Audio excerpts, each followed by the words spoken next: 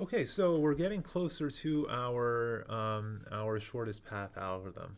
And so let's start off by discussing what we refer to as the ith closest vertex.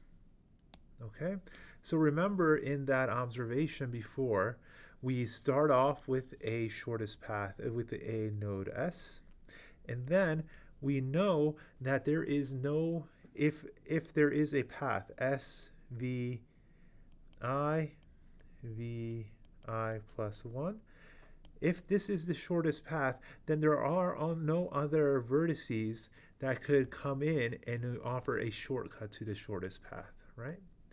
Then we also know that if all the edges are positive, let's say this is 5, this is 6, this is 4, Vj, this is 4, or this is 8, I should say, then we also know that the edge that is minimum, then we also know that the vertex that is closest to S will probably be has the shortest path.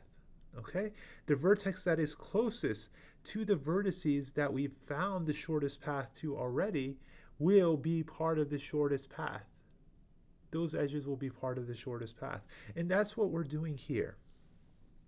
We're saying, let's break the graph into two. Okay? We break the graph. This is a graph G. We have a bunch of vertices here. And we break it up into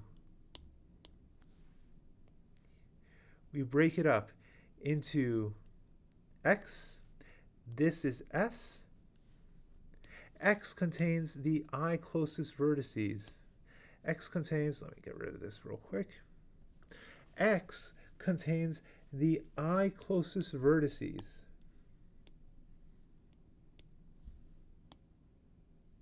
to S. And what we know is that we want to add more vertices to X as well. Okay? And we want to add the vertices that the next closest vertices, the vertex to S. So what do? We look at the rest of these remaining vertices and we try to see which of these vertices is closest to one of the other vertices in X. If this vertex is the one that's closest to the vertex S, then all we need to do is we add this vertex to X, and by the calculations here, we update the distance to this vertex. Okay, and we do that, keep doing that iteratively. Now we have choices. What is this vertex close? Is this vertex close to X, or is, well, this path will probably be shorter just visually by the way we're representing things. Now we see that we have multiple options. Which of these vertices are closer to a vertex in X? And it looks like it would be this one. So now we re-update our border and simply say now X is comprised of all these vertices here. Okay, and this idea is what's known as the ith closest vertex. Okay, all we're doing is trying to find the next closest vertex to S. Okay, so how can we implement this step? How can we implement the next closest vertex in the for loop? Okay, so we know this X contains the I minus 1 closest nodes to S, and we want to find the ith closest vertex to S that is not already a part of X. So what do we know about the ith closest vertex? And we know that there is a path P that is a shortest path from S to V, where V is the ith closest node. Then all the intermediate nodes in this path belong in X. Right? Because if V is the ith closest node, and we know X has an I minus 1 closest nodes, then we know that every vertex that appears before V in this path must be closer to S. And if that's true, then they all must be part of X already. So that's what I just said. So what do? Well, we look at look at A, and we say that A, that X is simply here. This is X. Okay. So what node is closest to one of the vertices in A? Well, we have edges here. We have a node that's 6 away, we have a node that's 9 away, and we have a node that's 13 away. So what's the next closest vertex to the set X? It's of course C, right? So we add this edge. So we add this edge to our shortest path tree, and we say X now has both A and C here.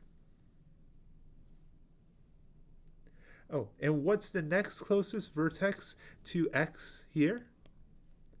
Well, we have multiple edges. We have one that's 9 away from X. We have a node that's 18 away from X. We have a node that's 30 away from X. We have a node that's 8 away from X. And we have a node that's 13 away from X. So what is the closest vertex to X here? Well,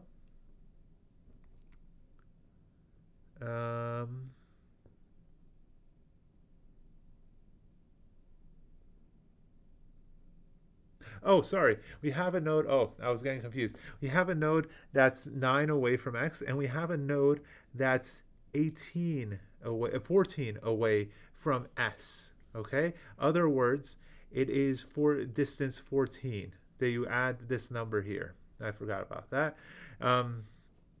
My brain blank. So we have a node that's distance 9. We have a node that's distance 14. We have a node that's distance 13. And we have a node that's distance 36. We have a node that's distance 24. So which node do we add to X? Right here. Right? So again, we have a node that is distance 19. We have a node that's distance 24. We have a node that's distance 14. We have a node that's distance 13. So what do we add to X? We add E. Right? And we do this progressively. Okay? We continuously find ith closest vertex by taking the distance from the vertex that is in X, the distance of the vertex that's in X, plus the edge length, to give a new distance to a vertex that's outside of X. And then the minimum value among these, the minimum distance among these vertices gets added to X next, right? So right here, we could calculate, what do we calculate? We calculate there's a path 19 plus 6, that's 25. There's a path, the edge that crosses X, it's 30 plus 6, so that's 36. There's a path 20 plus 13, so that's 33. Oh, 36, 33. And then we have 19, we have a path, oh, actually, there's no path to X. Oh, there's no path from X to G, so we leave that alone. And then there's a path from X to H right here. So we calculate how much that would be. That would be 13 plus 25. It would be 38 here. So either we take the minimum value, either the node that's 38 away or the node that's 25 away. And of course, we take the node that's 25 away and cement that as the distance from S. Okay? And we progressively do that. Okay? So that is the idea behind finding the ith closest vertex.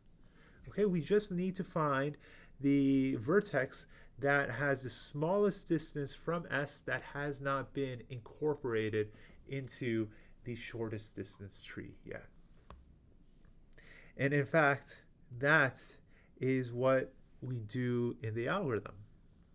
Okay, we initialize each of the distances as infinity. because we don't know if they connect to S. And then we initialize the distance to S as 0. And we say that for every vertex that is adjacent to S. Oh, for any, I'm sorry, for, yeah, for every vertex that is not in X, okay, we simply calculate the minimum value from the distance from S to U, okay, and then we update these new distances, and then we find the minimum, the vertex that's minimized, that is the minimum distance away from X. And what do? We add this vertex to X, and we cement its distance from S.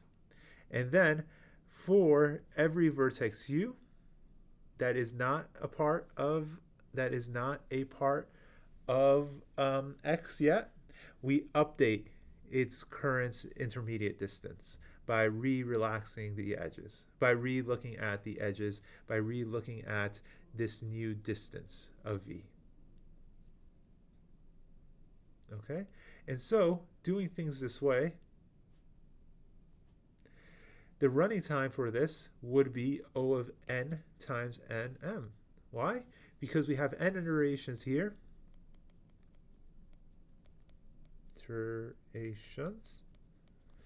and we need to calculate this here by scanning all the edges of the out nodes of X. So this right here, all the edges of the out nodes of X, which takes O of m plus n, this takes O of m plus m time. Okay.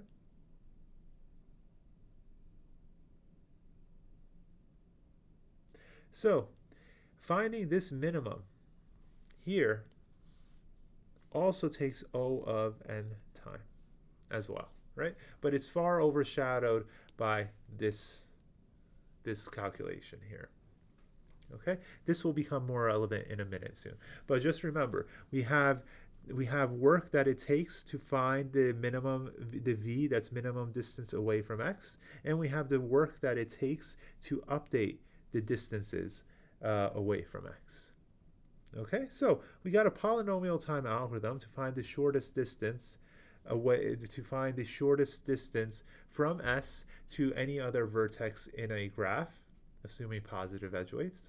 And now let's see if we could make this a little bit faster and get to Dijkstra's algorithm. Okay, so that's what we'll do next.